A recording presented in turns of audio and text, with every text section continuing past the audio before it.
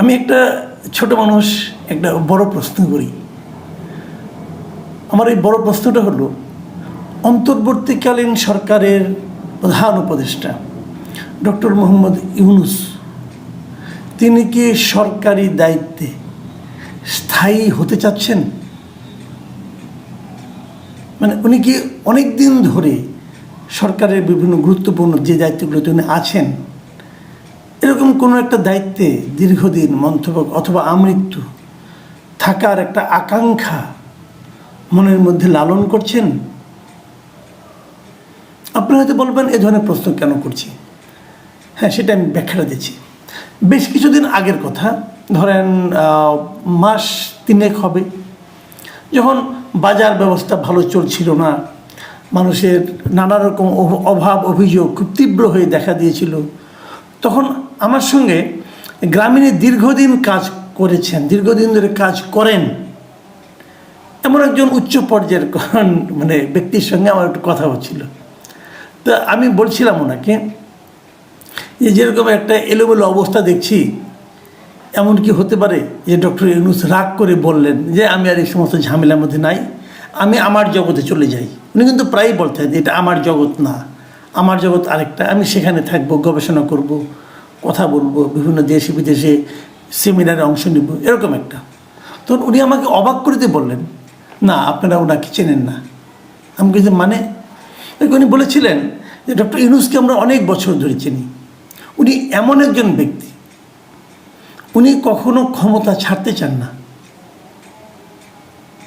এবং তখন উনি আমাকে মনে করিয়ে দিলেন, ভাবুন তো একটা জিনিস, যে হাসিনার সঙ্গে ডক্টর ইউনূসের যে বীরত্ব, যে মামলা, প্রথম মামলাটা হয়েছিল কী নিয়ে, যে ডক্টর ইউনূস গ্রামীণের এমডি থাকবেন কি থাকবেন না এটা নিয়ে, এবং সুস্পষ্ট আইন ছিল যে গ্রামীণ ব্যাংকের এমডি হবে, সর্বোচ্চ বয়স হতে পারবে 60 বছর, মানে 60 বছরের পর আর কেউ গ্রামীণ ব্যাংকের এমডি থাকতে পারবেন না।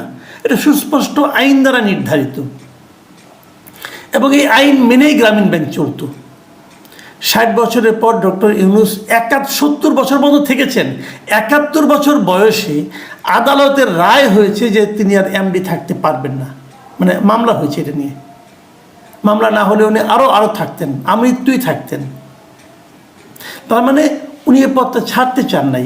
মামলা রায় হওয়ার পর উনি কিন্তু এটা নিয়ে আপিল করেছেন, উচ্চ আদালতে গেছেন, মানে উনি ছাড়তে চান না, সেখানে উনি হেরেছেন। তারপর ওনাকে, এখন আপনি বলবেন যে ঠিক আছে আওয়ামী লীগের এই আদালত ছিল, অমুক ছিল, সব মানতে রাজি আছি। ভাই 60 বছর আর 71 বছরের পার্থক্যটা তো বুঝি আমরা। আমি তখন না খুব বিস্মিত হয়েছিলাম যে ওনার লেভেলের একজন লোক একটা ব্যাংকের এমডি থাকার জন্য এতটা কেন ব্যাকুল হয়ে পড়ছেন। ওনার তো কোনো প্রয়োজন ছিল না। ব্যাখ্যা বুঝিনি, যা হোক এই ব্যাখ্যা শুনলাম। আমি শোনার পর অবাকই হয়েছিলাম যে তাই তো, উনি কিছু ছাড়তে চান না। উনি গ্রামীণ ব্যাংকে থাকার পর অনেকগুলি উনি কিন্তু সহযোগী প্রতিষ্ঠান করেছেন, অমুক ট্রাস্ট তমুক ট্রাস্ট, অনেক কিছু করেছেন। যতগুলিতে করেছেন এর 80% মধ্যে উনি প্রেসিডেন্ট, মানে উনি সভাপতি, উনি প্রধান, উনি চেয়ারম্যান, উনি পদ ধরে রাখতে চান। এটা ওনার স্বভাব। বৃহৎ মানুষদের, অনেক বড় যারা মানুষ না, তাদের কিছু কিছু কিন্তু মানবিক সীমাবদ্ধতা থাকে, হয়তো ওনারও এটা আছে। এখন আপনারা হয়তো বলবেন যে এই প্রসঙ্গটা আমি এখন কেন আলোচনা করছি, সেটা আপনাদেরকে আমি বলছি কেন করছি। গতকালকে আমি একটা থিওরি দেখলাম। থিওরি কি, এই সময়ে অনলাইনে ইউটিউবে সবচেয়ে প্রভাবশালী যে ব্যক্তি, মানে আমি যেটা দেখি বাংলাদেশের জন্য আর কি, ইনি হলেন মিস্টার পিনাকি ভট্টাচার্য। অসম্ভব জ্ঞানী মানুষ, প্রচুর পড়াশোনা করেন, প্রচুর অশ্লীল কথাবার্তাও বলেন। ওনার বহুবিধ প্রতিভা, বহুমুখী প্রতিভা। যাক, ওনার সঙ্গে আমার একটা বিরোধ তৈরি হয়েছে। উনি আমার বিরুদ্ধে নানা ধরনের আলটিমেটাম দিয়েছেন, হয়তো আগামীতে আরও অনেক কিছু করবেন, সেটা ওনার ব্যাপার। আমার মতো ক্ষুদ্র লোক কেন ওনাকে বিরক্ত করছে আমি বুঝতে পারি না। আমার দ্বারা কেন উনি ক্ষতিগ্রস্ত হচ্ছেন বলে মনে করছেন, অথবা ওনার মানহানি আমি করতে পেরেছি মনে করেন। সারাদিন কিন্তু দেশের সমস্ত লোকের মানহানি উনি করছেন, গালাগালি করছেন।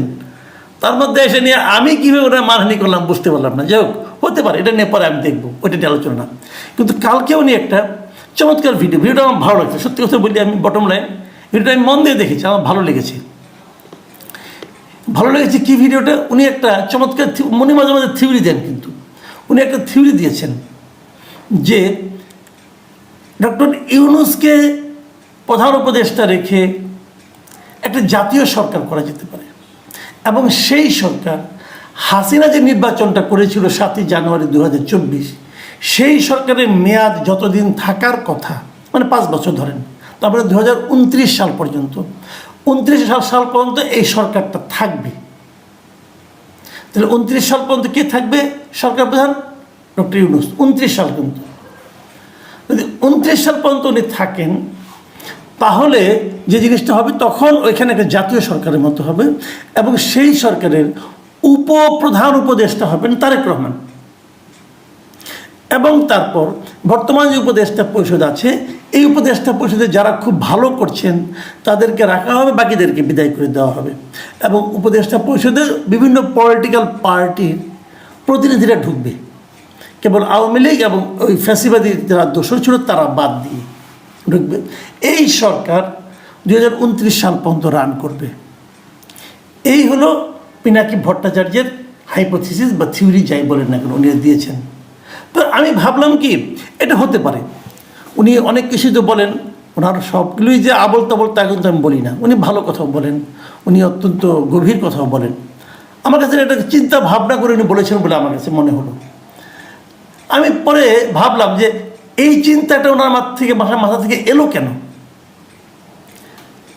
এই জিনিসটা একটা ছোট ঘটনার প্রেক্ষিতে আজকে একটা মানে হঠাৎ করে দেখ সমসাময়িক টাইমে হয়েছে। সেখানে হলো এই যে এনসিপি আছে, জাতীয় নাগরিক পার্টি, এই পার্টির একজন নেতা, আবার সে অনেকে বলে যে ভাই আপনাকে এই লোক ছাড়া আর কাউকে পান না। না না, আমি পাই না তা না, হঠাৎ করে যেহেতু ঘটনার সঙ্গে প্রাসঙ্গিক তাই বলছি। এই সার্জিস আলম, সে আবার একটা পোস্ট দিয়েছে শনিবার দিন। সেই পোস্টে উনি কী বলেছেন? সেই পোস্টে উনি বলেছেন, মানে আজকে উনি পোস্ট দিয়েছেন, সেই পোস্টে উনি বলেছেন, আমি আপনাদের হুবহু পড়ে শোনাই। প্রফেসর ডক্টর মোহাম্মদ ইউনূসের মতো একজন স্টেটম্যানকে 5 বছরের জন্য বাংলাদেশের একটি নির্বাচিত সরকারের প্রধানমন্ত্রী হিসাবে পাওয়ার আকাঙ্ক্ষা আমার আজীবন থাকবে। তার মানে ওনার আকাঙ্ক্ষা হলো ডক্টর মোহাম্মদ ইউনূস একটা নির্বাচিত সরকারের প্রধানমন্ত্রী থাকবেন।